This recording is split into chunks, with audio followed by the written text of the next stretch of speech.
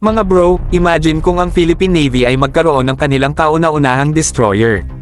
Napakalaking milestone ito sa kasaysayan ng ating hukbong pandagat. Habang si Parliamentary Vice Minister of Defense Kaneko ay nag-inspect ng destroyer Agano at submarines sa Yokosuka Regional Headquarters ng Japan Maritime Self-Defense Forces, tayo namang mga Pilipino ay maaaring magtanong, paano kung tayo rin ay magkaroon ng ganitong makapangyarihang barko? Ang pagkakaroon ng destroyer ay game changer sa West Philippine Sea. Hindi lang ito simpleng barko, ito ang heavyweight ng hukbong dagat. Ang isang destroyer ay kayang magdala ng mga advanced weapon systems tulad ng anti-ship missiles, anti-aircraft defenses, at kahit mga sonar systems para sa anti-submarine warfare. Ibig sabihin, magiging mas handa tayo sa anumang banta, lalo na sa mga maritime gray zone tactics ng China sa South China Sea. Kapag ang Philippine Navy ay may destroyer, hindi lang basta maritime patrol ang magagawa natin.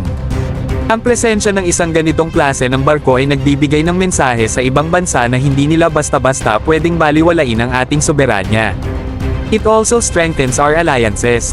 For example, imagine Philippine destroyers participating in joint exercises with Japan or the United States, di ba napakalaking confidence boost nito para sa ating hukbo?